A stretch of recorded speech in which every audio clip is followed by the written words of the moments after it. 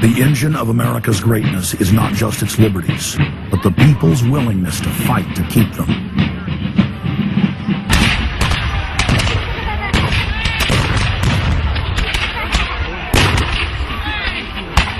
Hundreds of other nations have had much larger populations and greater resources, but have never produced 1/10 of the wealth, science, and art that the United States has. Why?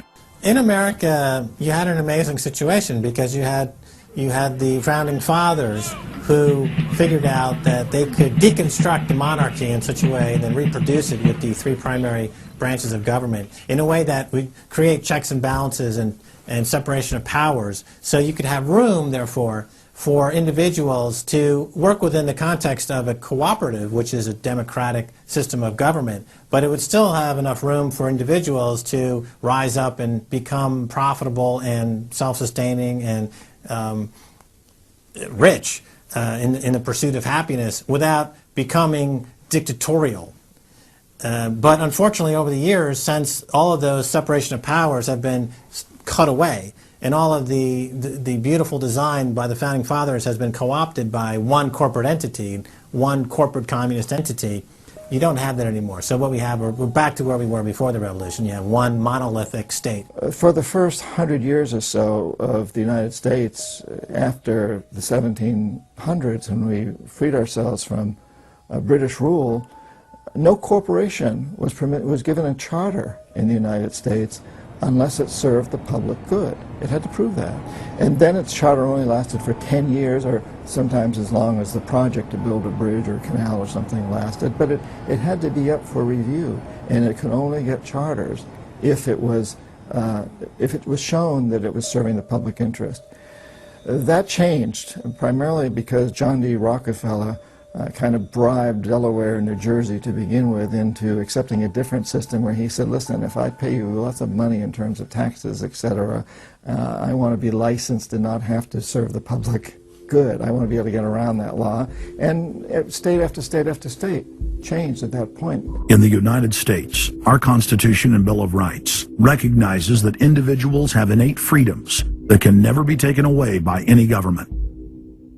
For the first time in history, the people were unbound to reach for their full potential, producing and outcompeting every other nation on earth.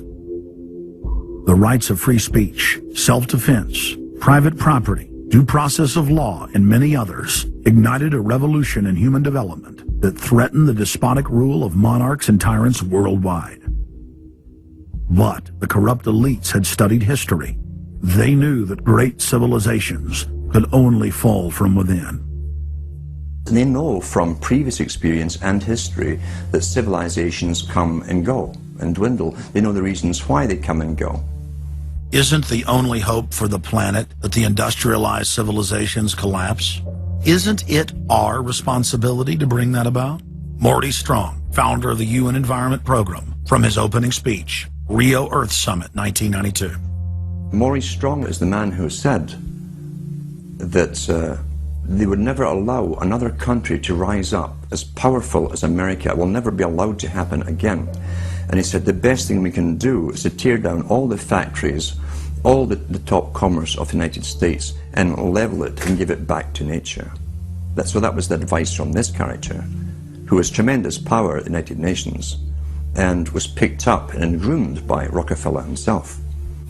Over the past decades, since the Kennedy assassination approximately, you've had an ongoing oligarchical transformation of virtually every country in the world. And in the United States, it's taken the form of an oligarchical counter-revolution against the reforms of the 1930s, with the Wall Street interest asserting itself as more and more dominant.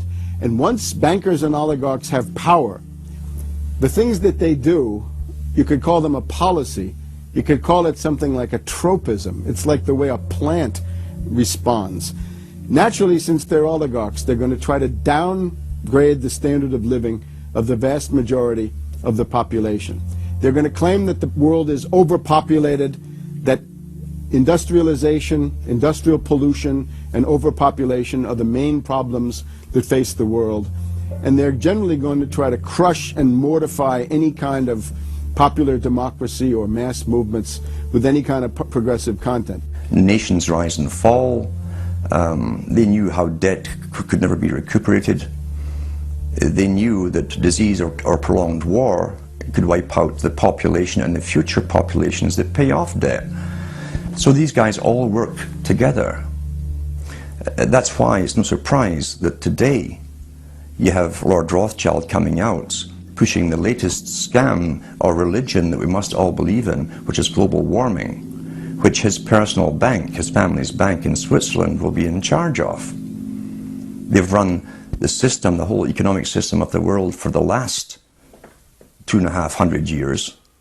So why shouldn't they also run the economic system for the next few hundred years? The question of a ruling class, oligarchy as a ruling class, is posed by Plato in the Republic, where we find that oligarchy is a constitution full of many evils, where the rich dominate the government by buying it, and the average individual or the poor count for absolutely nothing. Oligarchy is a frame of mind. In other words, if you're a banker, this is already a world view. It's a world outlook, and it implies the policies that have got us here, right? Malthusian policies, zero growth policies, driving down the standard of living, attempts to wipe out all kinds of mass institutions that might be a countervailing force. This is a scientific dictatorship, which Bertrand Russell said, and the Huxleys said, both Aldous and Julian Huxley said they would bring in the scientifically controlled society. It's not just family planning, which really means abortion and so on. It's global planning, which is literally sterilization and abortion worldwide for the ideal reduced society, and not just across the board, through genetics, through the Genome Project, through the constant IQ testing. Globalization has economically destroyed the world.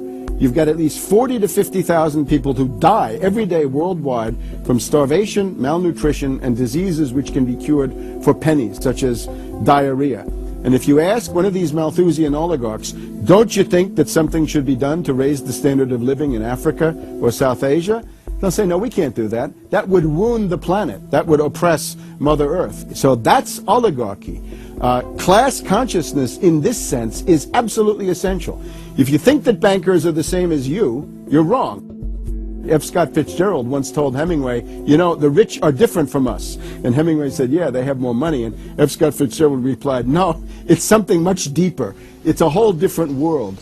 To be an oligarch, to be a Rockefeller or something of this sort, means that you're in a completely different world with values which are the reverse of human values. Now, if you allow the oligarchs to continue to dominate, the destruction of world civilization is a matter of a few decades at the very, very most. So, choose. To force their agenda through, the elites are employing one of their favorite tools, artificial crisis creation, also known as the Hegelian dialectic of problem-reaction-solution. You never want a serious crisis to go to waste. And what I mean by that, it's an opportunity to do things that you think you could not do before. The Earth's ruling elite are first and foremost monopoly men. The founder of the Rockefeller clan summed it up simply when he said, competition is a sin. Rockefeller himself said that competition was a sin. And people quipped at that, thinking it was one of his little jokes. He made many jokes about saving pennies and stuff like this. But in reality, he was telling you a truth, that competition to a man like him, who worked for a much larger organization, competition truly was a sin. And the cartels have been formed ever since, have become much bigger, more powerful cartels which can literally command governments, sometimes to go to war on their behalf, have occurred. The economic crash of 2008 and 2009 was an engineered crisis designed to cripple sovereign nations globally to make way for a world currency and a new bank of the world.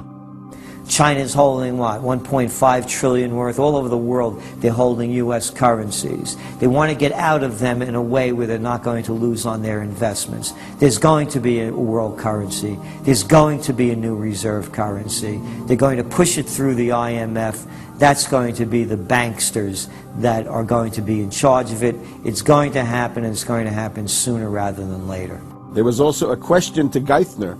Do you think that the U.S. dollar ought to be replaced? And he blew it. He had a moment of candor where he said, yeah, we're considering that. So on that day, the dollar went down 1% within a couple of minutes. Chinese government proposal about a global currency and about the IMF regulations, the new IMF idea about, the general agreements to borrow and having a faster ability to disperse to emerging markets.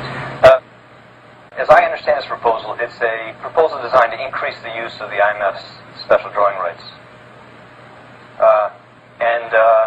We're actually quite open to that suggestion. Timothy Geithner's comment about global currency is not off the table because it's not off the table and it's going to come.